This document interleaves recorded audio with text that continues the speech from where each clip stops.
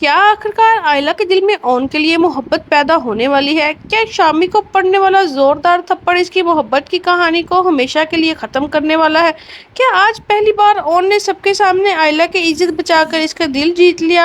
अस्सलाम वालेकुम नाजरीन, अगर आपने जब ड्रामे की आज की किस्त और आने वाली किस्त का टीजर नहीं देखा तो यकीन माने आपने बहुत कुछ मिस कर दिया है, क्योंकि इस बार कहानी ने ऐसा मोड़ लिया है जिसने पूरे ड्रामे को मजीद दिलचस्प बना दिया है।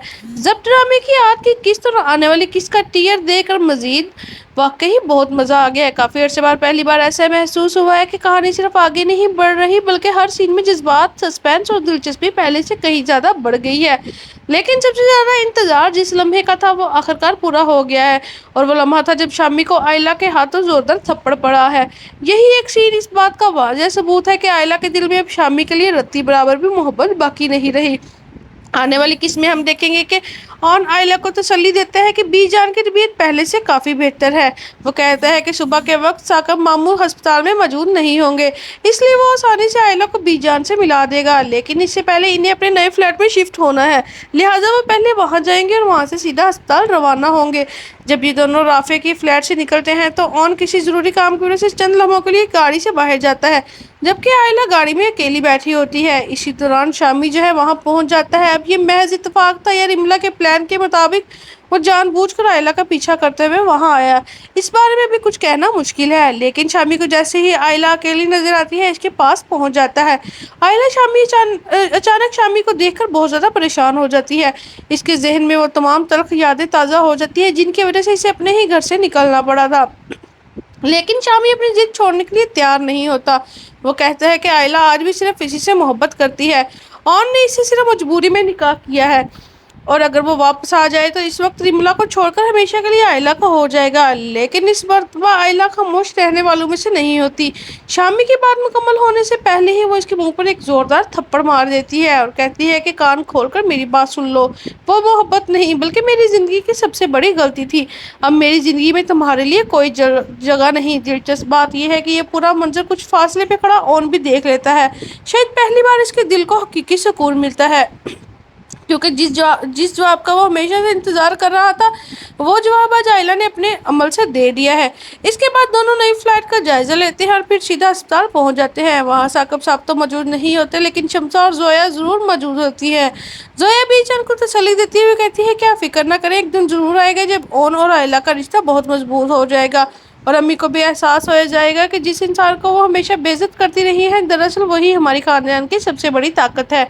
दूसरी तरफ जब आयला अपनी वालदा शम्सा से मिलती है तो शम्सा इसमें मामूल ओन के खिलाफ जहर उगलना शुरू कर देती है, मगर इस बार आयला अपनी माँ की हर बात पर खामोश रहने के बजाय साफ अल्फाज में कहती है कि ओन मेरा शोहर है, इसलिए बराह करम इसकी इज्जत करें, कि ओन अब मेरा शोहर है, इसकी इज्जत किया करे। ये सुनकर शमशा मजीद गुस्से में आ जाती है और कहती है कि जिस शख्स को मैंने हमेशा जूते की नोक पे रखा है और अब इसके सर का ताज बना लूं।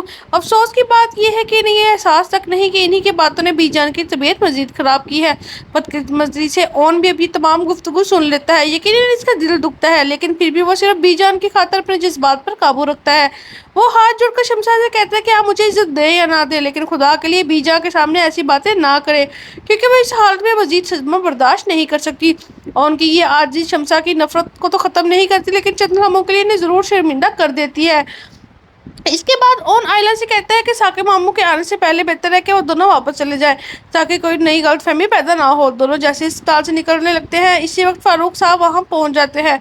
फारूक साहब रस्मी अंदाज में ओन से पूछते हैं कि बीजान को किस चीज़ की ज़रूरत नहीं। ओन जानता है कि ये महज रस्मी सवाल है, इसलिए वो जवाब देते हैं कि यहाँ सब संभाल लेगा, लेकिन अपने बेटे शामी को समझाएं कि वो बार बार आयला का पीछा करना छोड़ दे। फारूक साहब फौरन अपने बेटे का दफा करते हुए कहते हैं कि मर्द किसी औरत के पीछे तभी जाता है जब औरत इसे उम्मीद दिलाती है। ये सुनकर आयला शर्मिंदगी से नजरें झुका लेती है, हालांकि इसकी कोई गलती नहीं होती। लेकिन ओन खामोश नहीं रहता, वह नहायत तहम्मुल से जवाब देता है कि आपके बेटे को किसी और शय की हासिल है, और इसका इशारा सिर्फ खास तौर पर रिमला की तरफ होता है। फारूक साहब गुस्से में आकर कहते हैं कि तुम इतनी जल्दी आयला का माजी भूल गए। ये जुमला सुनकर आयला का दिल टूट जाता है, क्योंकि इसे महसूस होता है कि शायद इसका माजी हमेशा इसे पीछा करता रहेगा। लेकिन इसी लम्हे ऑन वो कहता है कि जो आयला की ज़िंदगी हमेशा के लिए बदल देंगे। وہ پورے اعتماد سے کہتے ہیں کہ آئلہ میری بیوی ہے، میرے گھر کی عزت ہے، اس کے خلاف ایک لفظ بھی میں برداشت نہیں کروں گا۔ اگر دوبارہ آپ نے اس کے بارے میں ایسی بات کی تو میں بھول جاؤں گا کہ آپ کی عمر رشتے مجھ سے بڑے ہیں۔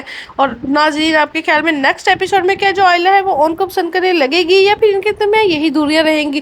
اپنی قیمتی رائے سے کمنٹ باکس میں لازمی آگاہ کریں۔ اگر آپ کو ہماری ویڈیو اچھی لگی ہے تو چینل کو سبسکرائب اور ویڈیو کو لائک کرنا مت بھولیں۔